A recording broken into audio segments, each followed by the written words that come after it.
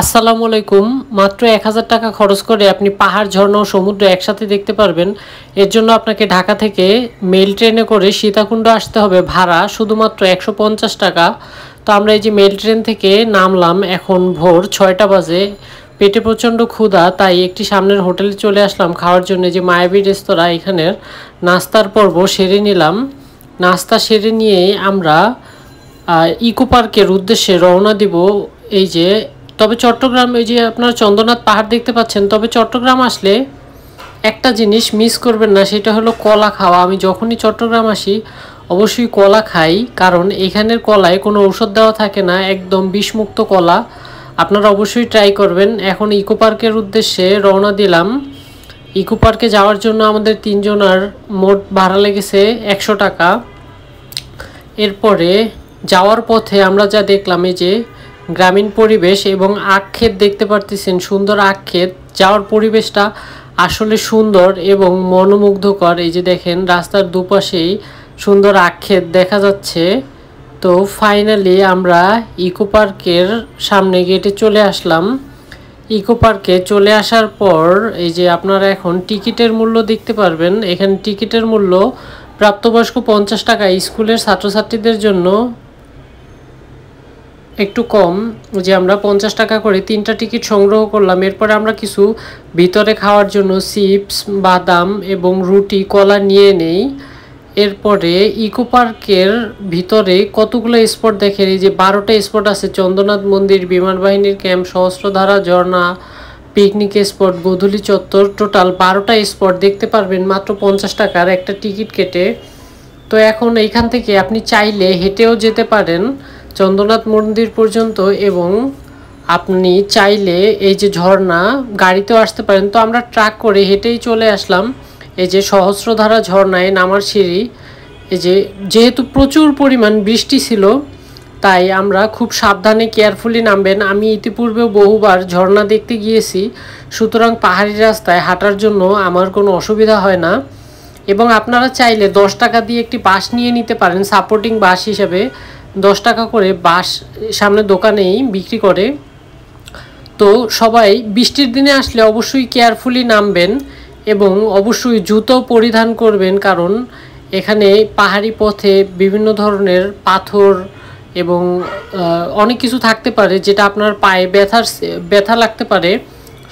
সুতরাং জুতো পরাটা খুবই জরুরি। অবশ্যই আপনারা জুতা বা অ্যাঙ্কলেট পরে পাহাড়ি রাস্তায় নামবেন। এই যে দেখেন আমরা নামতেছি, আমি আর আমার বন্ধু সুজন খান। এখন আমরা ঝর্ণার দিকে আগাচ্ছি। বেশ রোমাঞ্চকর, আর প্রচুর বৃষ্টি হওয়ার কারণে রাস্তাটা অনেক পিচ্ছিল। এই যে ঝিরিপথ, আমরা প্রায় ঝর্ণার কাছাকাছি চলে এসেছি। এই যে সেই কাঙ্ক্ষিত সহস্রধারা ঝর্ণা। একটু বৃষ্টি থাকার কারণে ঝর্ণায় প্রচুর পানি ছিল, বিশ্বাস করেন ভাই, মানে আমি পানিটা অনেক পানি ছিল। এত পানি খুব সহজে সহস্রধারা ঝর্ণায় পাওয়া যায় না, লাকি বলা যায়। ট্যুরটা সার্থক, প্রচুর পানি ছিল। যদিও আমি এই ঝর্ণায় গোসল করি নাই, কারণ আমি এর আগে বাইক অ্যাক্সিডেন্ট করে পায়ে এবং হাতে একটু ব্যথা পেয়েছিলাম, তাই আর ঝর্ণায় গোসল করা হলো না। সো আপনারা দেখতে পারতেছেন ঝর্ণায় প্রচুর পরিমাণে পানি। এখন আমরা চলে আসলাম ঝর্ণা থেকে। তারপরে এই যে একটা ভাই দেখেন, উনি বাঁশ দিয়ে একটা সেলফি স্ট্যান্ড বানাইছে, তো এটা ভালো লাগলো তাই ক্যাপচার করে নিলাম। এই যে দেখেন একটা কাঠবিড়ালি, না হেটার্সরা বলবে এটা ইঁদুর, আসলে না এটা ইঁদুর না কাঠবিড়ালি, না এটা কাঠবিড়ালি না, আসলে ইঁদুর। যাক, মজা করলাম আপনাদের সাথে। এখন আমরা সুপ্তধারা ঝর্ণা দেখার উদ্দেশ্যে রওনা দিব।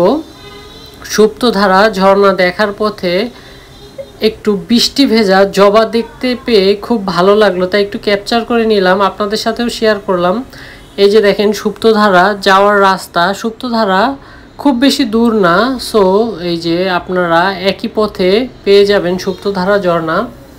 সুপ্তধারা ঝর্ণায় হেঁটে হেঁটে নামবো। এই যে বৃষ্টি আপনারা দেখতে পারতেছেন, আর এই বৃষ্টিতে পুরা রোডই পিচ্ছিল ছিল, যদিও অভিজ্ঞতা থাকার কারণে খুব সহজেই এবং নেমে গেলাম আমরা।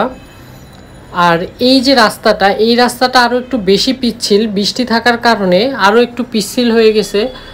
সুতরাং আপনারা যারা আসবেন তারা অবশ্যই সাবধানতা অবলম্বন করবেন, এবং হাতে যদি আপনারা যে বাঁশ নিয়ে আসেন সাপোর্টিং বাঁশ, তাহলে নামতে সুবিধা হবে। যদিও আমি কখনোই পাহাড়ে বাঁশ ব্যবহার করি না, যেহেতু আমার পূর্ব অভিজ্ঞতা আছে, সুতরাং আমি বাঁশ নিয়ে কখনোই নামি না। আর এই যে সবুজ পথ পার হয়ে আপনারা সহজেই চলে আসতে পারবেন সুপ্তধারা ঝর্ণা। এই যে দেখুন, সুপ্তধারা ঝর্ণা মূলত 3টি ঝর্ণার একটি সমারোহ।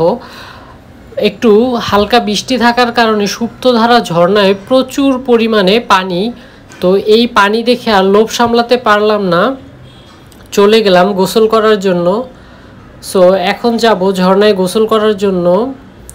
মাত্র কম খরচে এইসব ঝর্ণা আপনি পায়ে হেঁটে দেখতে পারবেন, এর জন্য আপনার কোনো ফি দিতে হবে না।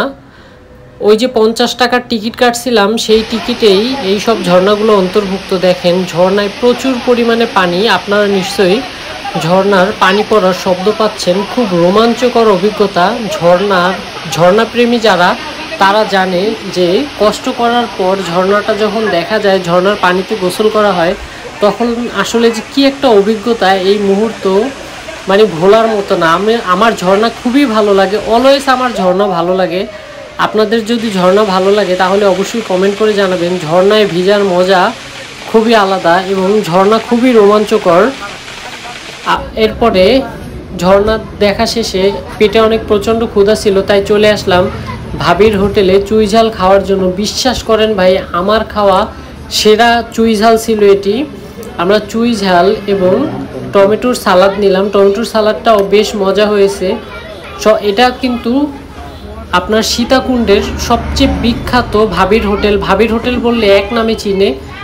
চুই ঝালটা অসাধারণ। আমি এই যে ঠিকানাটা দিয়ে দিলাম, ভাবির হোটেল, সাতক্ষীরা, সীতাকুণ্ড বাইতুস শরফ জামে মসজিদের পাশে। ভাবির হোটেল বললে যে কোনো অটোওয়ালার আপনাকে নিয়ে আসবে। তারপরে আমরা চলে আসলাম গুলিয়াখালী সমুদ্র সৈকত দেখার উদ্দেশ্যে।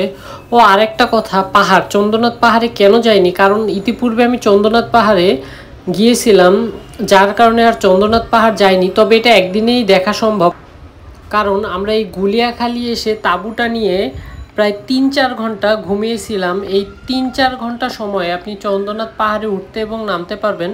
চন্দ্রনাথ পাহাড়ে ওঠা এবং নামার জন্য কোনো টিকিট লাগে না, ফি লাগে না, সুতরাং আপনি উঠতে পারবেন। তারপরে 30 টাকা খরচ করে, মাত্র 30 টাকা খরচ করে এই যে এখন সমুদ্রের ভিতরে বোটে ঘুরে আসলাম মাত্র 30 টাকা দিয়ে জনপ্রতি।